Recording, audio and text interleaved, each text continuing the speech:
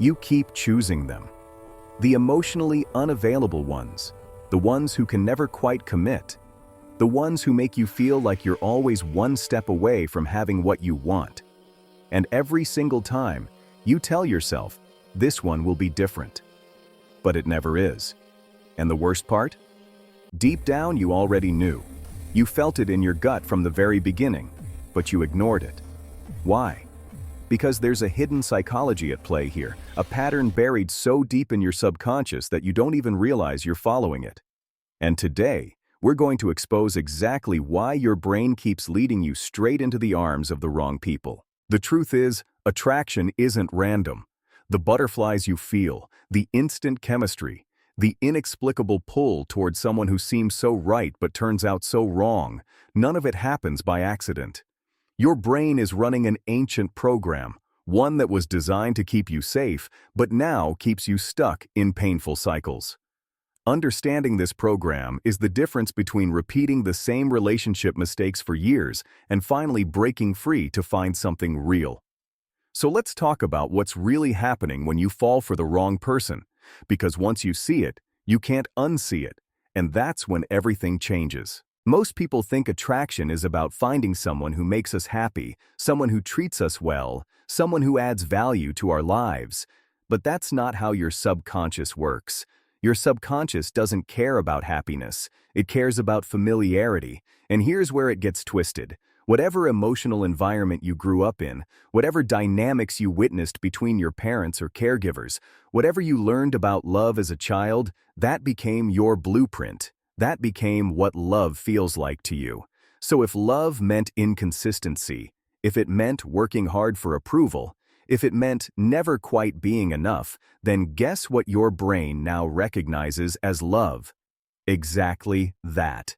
The person who makes you chase them, who keeps you guessing, who gives you just enough to keep you hoping but never enough to feel secure, that person feels like home. Not because they're good for you, but because they're familiar. This is why the stable guy, the one who actually calls when he says he will, the one who's genuinely interested and available, often feels boring to you. Your nervous system doesn't recognize that as love because it doesn't match your original template. There's no anxiety, no uncertainty, no need to prove yourself worthy. And without those elements, your brain interprets it as no chemistry. But what you're calling chemistry is actually just trauma recognition. Your body is lighting up because it recognizes the pattern, the same pattern that hurt you before, and it's saying, pay attention, this is important. But you're misinterpreting that signal as attraction, as destiny, as this must be the one, when really it's just your subconscious saying, I know this game, I've played it before. Now let's talk about why this happens specifically with emotionally unavailable people.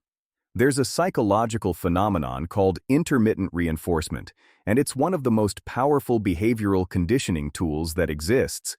It's the same principle that makes gambling addictive.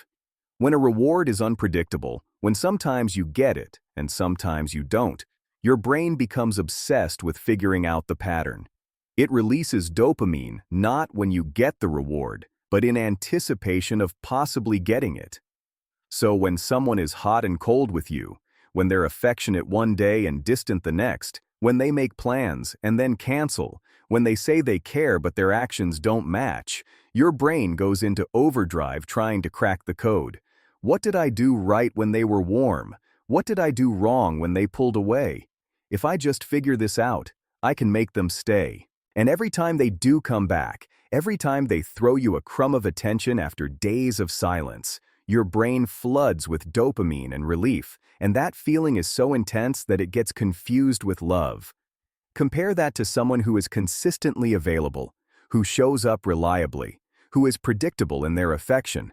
There's no mystery to solve, no puzzle to crack, no emotional high from finally getting their attention. It feels flat by comparison. But that flatness? That's actually what safety feels like. That's what secure love feels like. And if you're not used to it, if safety wasn't part of your original blueprint, your nervous system will reject it as wrong, even though it's exactly what you need. Here's another layer most people miss. The wrong people allow you to stay hidden. Think about it.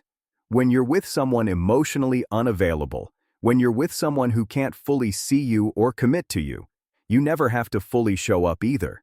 You never have to be completely vulnerable because they're not available enough to receive your full vulnerability. You never have to risk real intimacy because they're keeping you at arm's length anyway. And for someone who deep down is terrified of being truly known, terrified of being seen and then rejected for who they really are, this is perfect. You get to feel like you're trying, like you're putting yourself out there, like you're pursuing love, but you never actually have to face the scariest part, being fully seen and chosen or not chosen for your authentic self. The wrong person gives you the perfect excuse to stay protected while still feeling like you're in the game. This is why women with anxious attachment styles are magnetically drawn to men with avoidant attachment styles. It's not coincidence, it's a perfect storm of unresolved needs. The anxious woman's core wound is, I'm not enough. I need to prove my worth. I need to earn love. The avoidant man's core wound is intimacy is dangerous. I need space. I need control.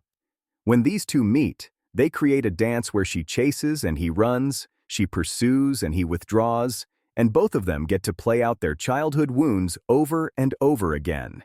She gets to confirm her belief that she's not enough, and he gets to confirm his belief that people want too much from him. Neither one grows. Neither one heals. They just recycle the same pain in a new relationship.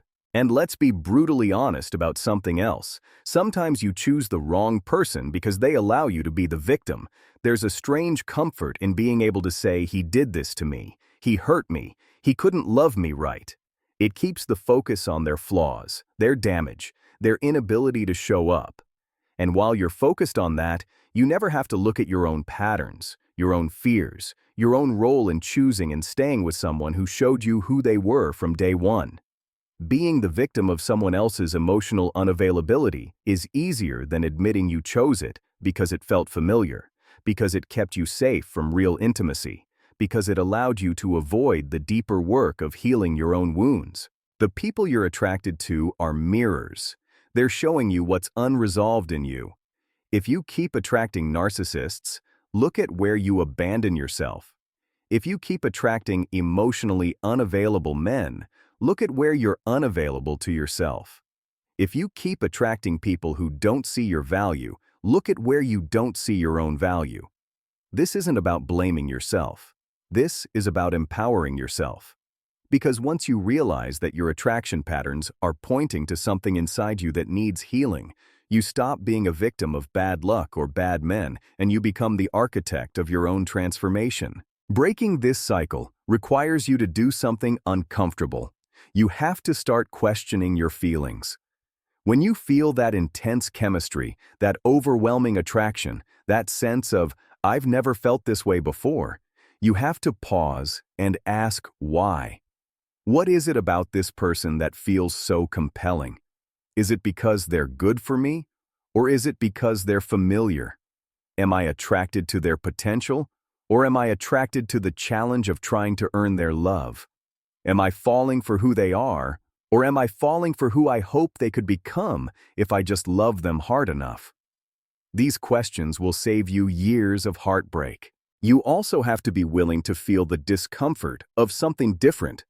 When you meet someone who is actually available, someone who is consistent and genuine and interested, and it feels boring or wrong or like there's no spark, you have to sit with that feeling instead of running from it.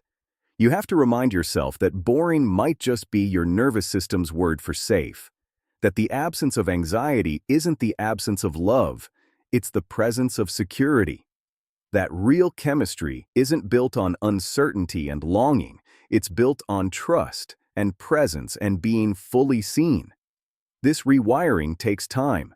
Your brain won't shift overnight, but every time you choose differently, every time you stay with the discomfort of safe instead of running back to the familiar pain of chaos, you're creating a new neural pathway. You're teaching yourself a new definition of love. And here's what nobody tells you about finally choosing right. It won't feel like fireworks at first. It might feel quiet, calm, almost too easy. The person who is right for you won't make you wonder where you stand. They won't leave you analyzing texts or waiting by your phone. They won't make you feel like you have to perform or prove yourself. And if you're used to equating love with anxiety, this will feel wrong. You might even sabotage it because your brain is screaming, "This can't be real. Love is supposed to hurt. Love is supposed to be hard." But that's the old program talking. That's the wound talking. The truth is, real love should feel like coming home to yourself, not losing yourself trying to earn someone else's approval. If any of this resonated with you, if you're sitting here realizing you've been following a pattern you didn't even know existed, I need you to do something. Hit that like button, because it tells me this content matters to you and helps other women who need to hear this find it too. And subscribe to this channel, because we're building a community of women who are done repeating cycles and ready to understand the psychology behind why we do what we do in relationships. You're not broken, you're not damaged, you're not too much or not enough. You're just running an old program, and now that you see it, you can rewrite it. I'll see you in the next one.